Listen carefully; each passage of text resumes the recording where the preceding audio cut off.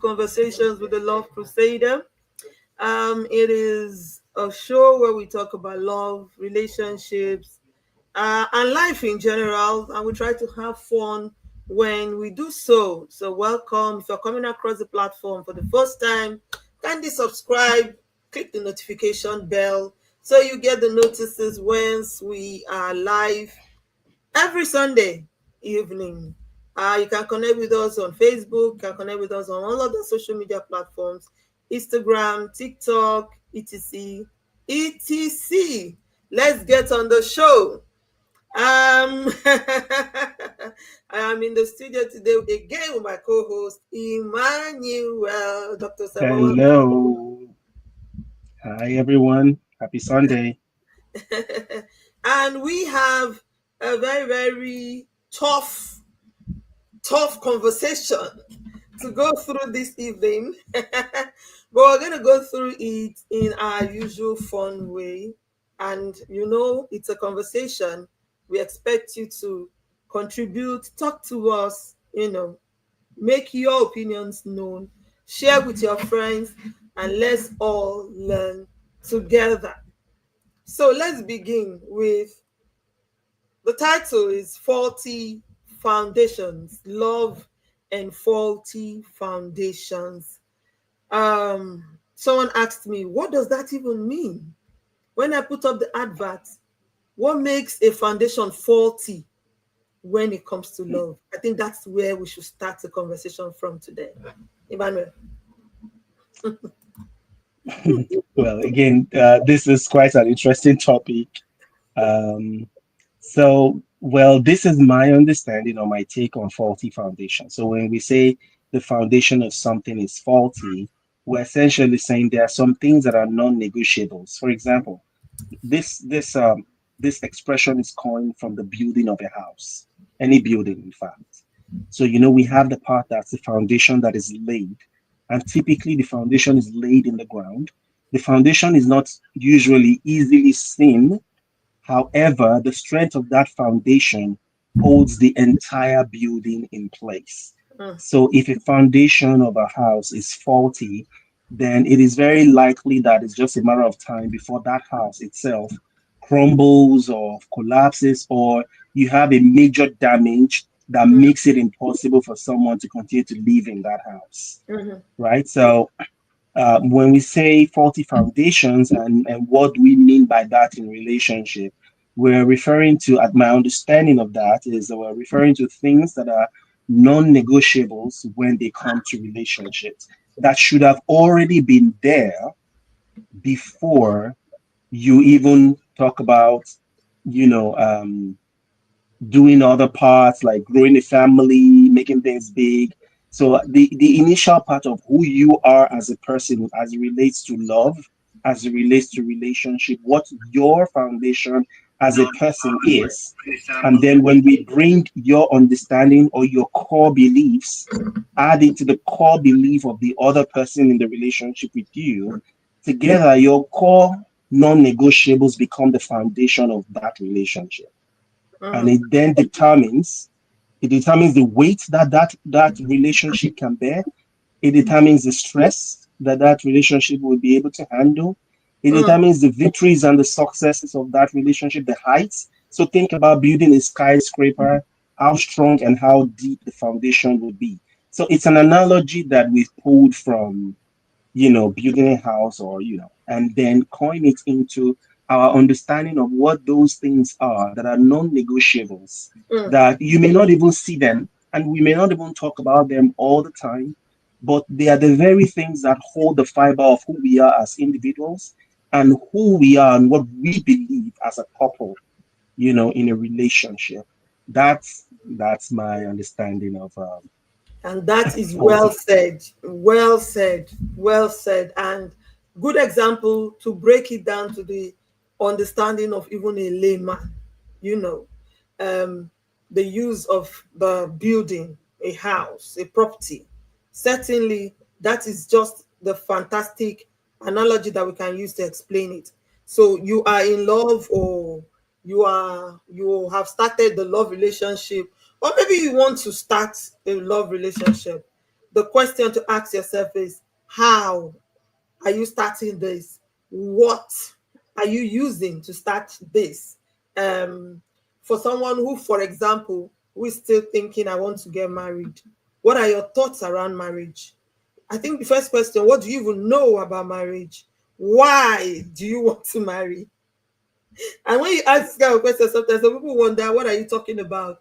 I'm grown, I'm an adult, I should marry. No, I don't think it just generally means that I'm done with school, I fell in love or I found someone, then I should marry. No. So um the what and the ingredients that makes up what this marriage thing is about, or what the relationship is about, is generally what we're talking about today as the foundation. So what makes a foundation faulty in terms of love? Now we know that in terms of a building, maybe the proper architectural whatever has not design has not been followed. The depth of what's supposed to be in the building has not been done, depending on weight of what the building Right. is going to carry. Like you said, Okay. where is this relationship Mhm. going? So what makes it, in terms of love, what makes it a faulty foundation? Let me piggyback on that analogy you already started using. Yes. So, in terms of love, what would make it a faulty foundation would already be from the pre-planning stage, or let's just say the planning stage, where before you even get into love or into a relationship, without having a vision of what kind of building or what kind of love life, what kind of relationship do I want to have? Because what the kind of relationship you want to have would then determine the kind of ingredients or elements you need to have in you as a person in order to say I have what it takes to now build. And it will also impact the core values or core principles that the person you're looking to be married to or to be in a relationship with have to have. So Mm-hmm. because if you just want, if you, let's say for example, you just want a relationship that is a fling, you're not really looking to get married, you're not serious about it, that is to me a very, straightforward bungalow. It's not a duplex, it's just a one layered house. We really don't even need to have anything serious. We'll build it with wood. We can burn it down very easily. So you don't need a lot for that, right? You probably just need, the person needs to be maybe a little bit God fearing, maybe a little bit this, a little bit that, and you're ready to get in a relationship. But if you want to build a relationship or be in a marriage that would last for 50 years, for example, and through your marriage, there will be children and grandchildren, and these children and grandchildren will go on to be responsible adults in society that will do great things. You want your marriage to be a loving example of what goodness and that expression of love is. Then it means you're trying to build a skyscraper, trying to build something really big, something really visible, something really important. So the core principles that you will then need in you, first of all, as a person, you then have to do a lot of work in yourself to make sure you are equipped with what it takes to be able to handle the requirements for such kind of relationship. And the same would apply to who you then select. You become very picky because you need somebody that would also embody these same core values or principles. So, core values around things like your faith won't go away. Your faith is an essential part of who you are. Yeah. So whether you're a Christian or you have another religion, you'll find, for example, that in the Bible, in the Christendom, we believe in something that says an unequal yoke, Mm. right? So an unequal yoke is an expression that says you, that you're a believer, decides to marry someone that is an unbeliever. It's in the most simplest form. There are other complications to that, expressions of that scripture. But it's an example where, okay, we want to build a long lasting relationship, but one of our core principles or core values of life is our faith. Now, if I have somebody that have a different faith from me, it is very likely that from the very get go, the basics for which we are looking at love, looking at family, looking at all this stuff, it's very likely that it will be different.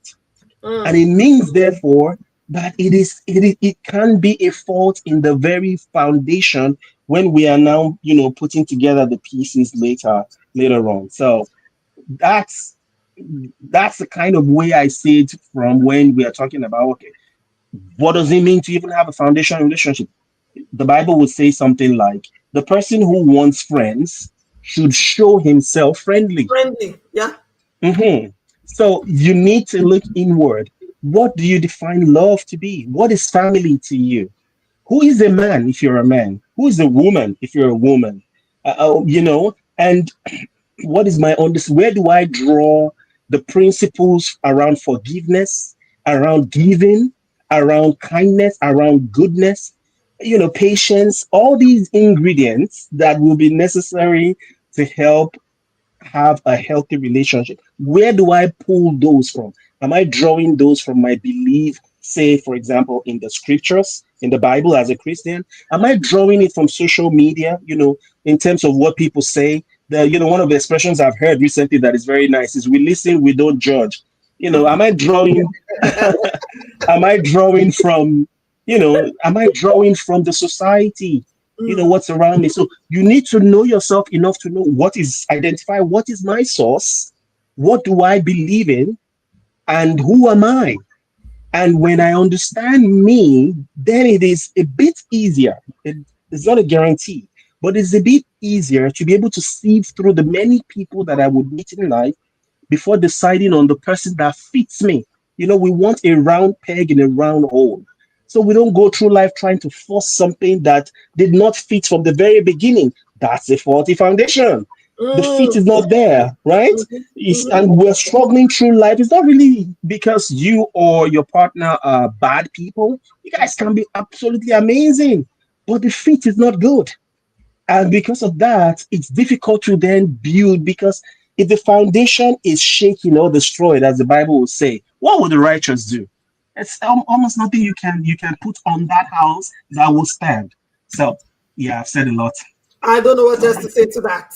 I don't know what else Sorry. to say to that.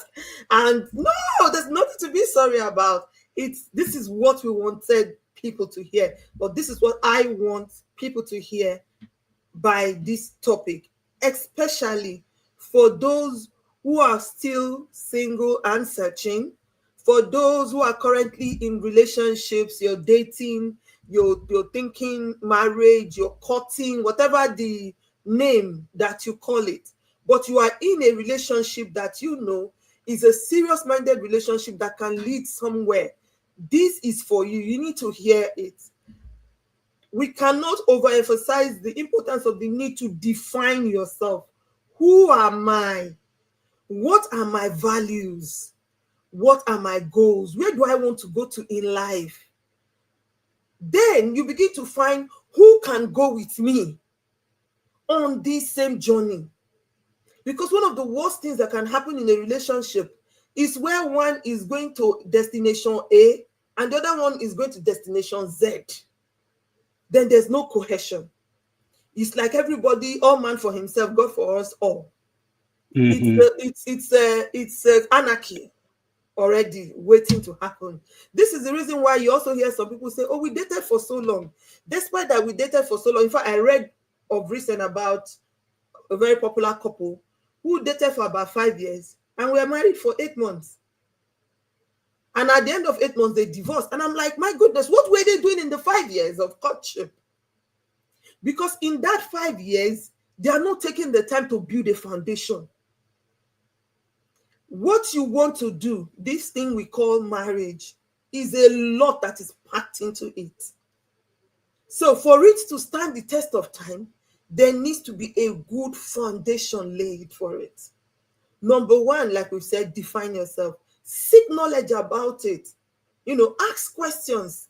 Talk about it. Find mentors. People who are doing well, in their relationships, who are modeling God's kind of relationship. Make them your mentors. Learn from them. How are they succeeding? What are they doing differently? Listen to counsel. Hmm. Listen to counsel. I'm telling you, 80 to 100% of the time, when people say, be careful, you actually need to be careful. I'm Right. telling you the truth. Whether it's your parents that are saying it or anyone who can speak over you that is saying it, listen. prayerfully listen to counsel, so that you don't come and end up in regrets thinking, oh my God, I wish I had listened. At that time, it's already too late, when you are now in the level of I wish I had listened.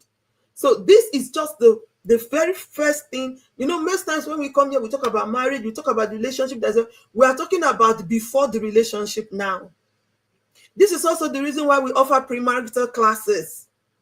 And I know a lot of people say, oh, we are busy. Maybe you don't have time to do the classes. We are not going to make our premarital classes into e-lessons that you can download from our website. So that's coming soon. I'm letting the cat out of the bag.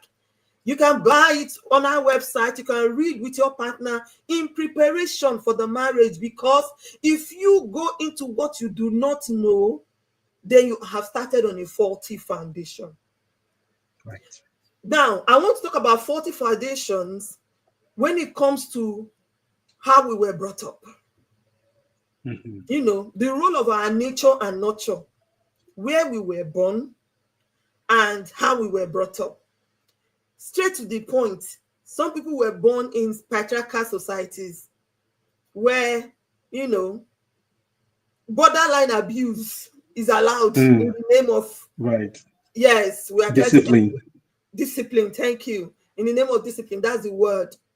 Now you come and meet someone, or you marry someone who has not come from that kind of foundation. And like Emmanuel said, it becomes a case of square peg and round holes, and round holes and square pegs. Now it's not fitting. What is the role of our foundation? Foundation, not talking about where we are coming from, the families we've come from, the way we were brought up. What is the role? What role do they play in creating our love foundation? Significant roles, very, very significant. Yeah. It's so significant that even the Bible will say something about train a child in the way he should go. When he is old, he will not depart from it.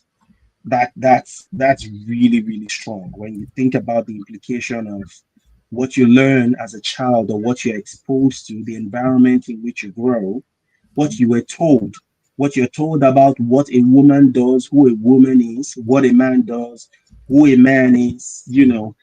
In fact, it is so strong that medically or scientifically, it is still believed that children draw or determine their gender from their parents.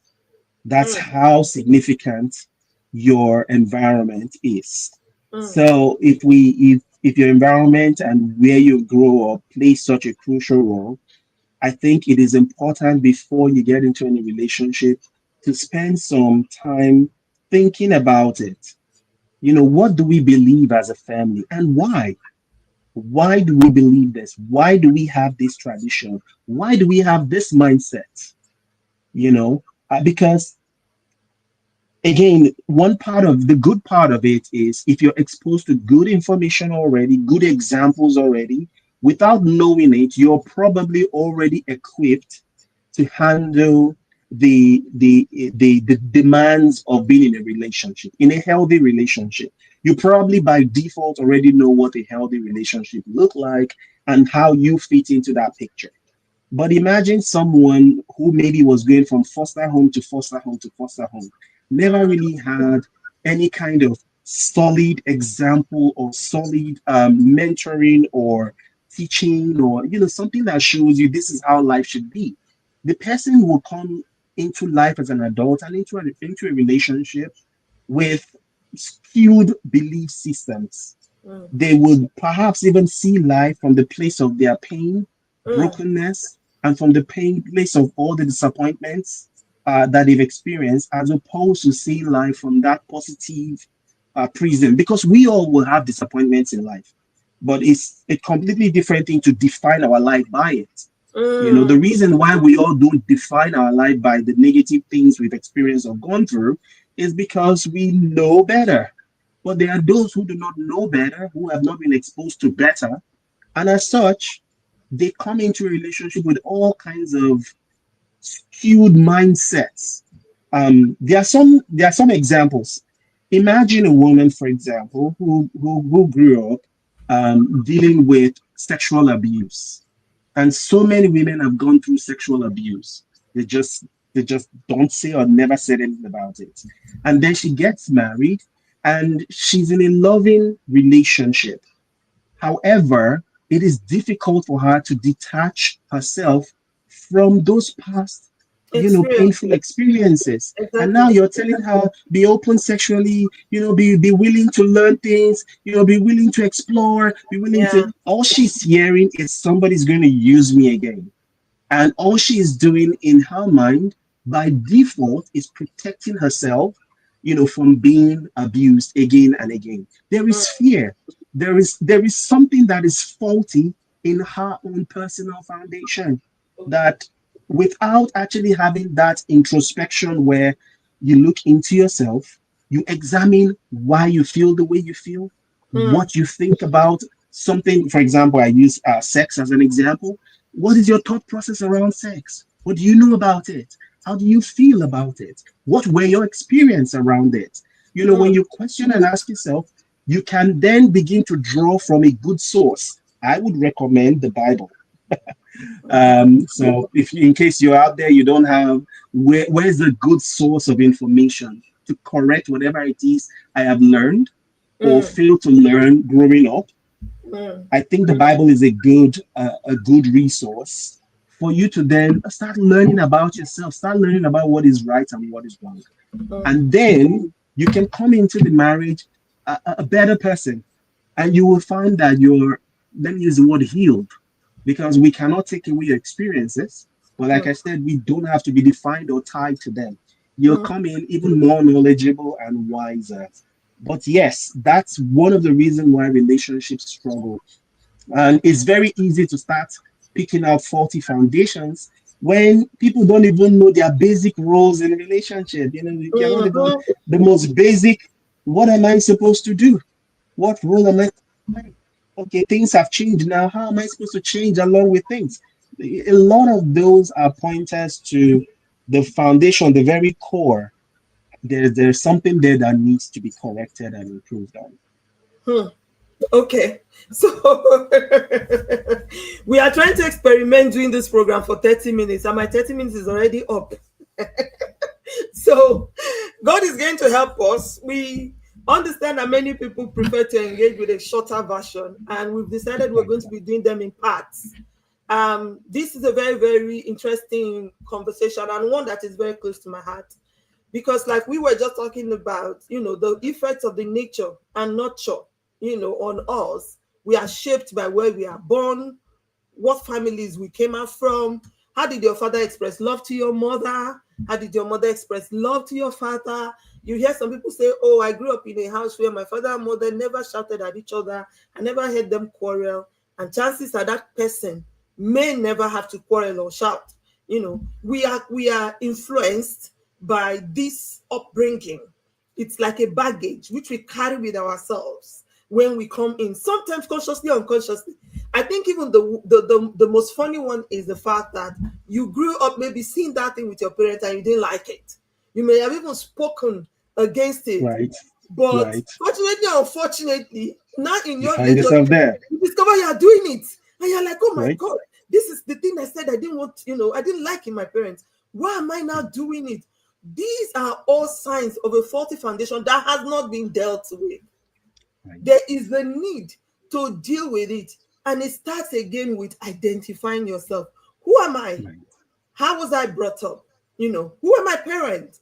What was spoken to me as per right, what love means, what marriage means, what a relationship means, who should be who in a marriage, like Emmanuel was saying, defining roles. I remember when my younger brother said, oh, I'm a boy, why should I wash dishes? And my dad said, okay, stand here, give me 10 differences between a boy and a girl. And I think he only mentioned three or four, and they started murmuring. My dad said, no, if you can't give me 10 differences between a boy and a girl, you will never in yeah, this good to house go. again talk about not washing dishes or not cooking or not. Because some of these things from, in some families already, when they are bringing up children, they send the girl to the market, they send the girls to Mm, clean, they send the girls to cook, the boys are sitting down. The boys already believe this is how it should be. So these are right, even minute things, role playing, but there are even a lot of deeper issues deeper issues that comes from where we are coming from. Right. Like I said, our time is not going to be enough to talk about how we will deal with these 40 foundations today. So if you want to hear the concluding part of this, you have to stick with us next Sunday. We are going to come back next Sunday and talk about how we can help ourselves. We have identified the kind of 40 foundations that we can have with love. It can just be a case of starting that love in a wrong note, not defining what it is the relationship is all about in the first place. There are some of us who say they are dating now, they're just going out eating, they are not asking core questions that need to be asked. You're not asking that person what is their ideology when it comes to raising children. What do they think about the responsibility in a family? What does it mean to be a husband? What does it mean to be a wife? Those are the kind of conversation that you should be having now that you're cutting, now that you are dating, now that people say you are going out. It's not just about we go out, we have fun. Marriage is not all about fun. There's a lot that is packed into it, like we said from the beginning. And so it's important that we create a very solid foundation for it so that it will be easier. The load of going the long mile and living together forever as we all desire, so we can actually be able to achieve that. 1 minute for any last words, Emmanuel, for today, before we continue this conversation. I just want to drop a word of encouragement. So it's one thing to say, maybe you're looking at yourself or looking at your spouse and saying, oops, it looks like something was faulty in your foundation based on what we're saying. A faulty foundation can be fixed. So it's important that you're full of hope. It's important that you're full of encouragement. And it's not a hopeless situation. All right. Emmanuel says it's not a hopeless situation. I agree with him that it is not a hopeless situation. It doesn't mean that because you have started on a faulty foundation, you must live with it and you must remain on that foundation. We can build it. The foundation is what holds marriage together. If the foundation is not solid, the marriage may break later on. That's what we are emphasizing here. Next week, by the grace of God, we will talk about what we can do to repair the 40 foundations. Thank you all for joining us, and tell everyone now it's a short edition. We are going to be doing 30 minutes rather than 1 hour. So if you were waiting until 5:30 to join the show will be over before you join. But the good news is you can always watch the show even after we've gone off air. Just click on the link at any time of the day that is convenient to you, any time of the week that is convenient to you. The show goes on. It's there. You can always watch. You can always learn. You can always leave your comments. You can always talk to us. There is a WhatsApp line connected to our Facebook page. Leave your questions, leave your comments. Talk to us about what you want to see even on the show. I'm getting some people saying, I want to come on your show. 2025 is a new year of new things. It's the first time we're getting people saying, I want to come on this show. And this is really, really great. So get ready for interesting times. Get ready for great times of learning. Your relationships would be better for it in 2025. Thank you again, Emmanuel, for being there with us, always and always and always. We love you. We don't take it for granted. Please, the next best thing you can do is to share. Tell your friends to tell your friends to tell your friends. We'll see you again next week. Have a love-filled week, everyone. Thank you for watching today's video. We appreciate you.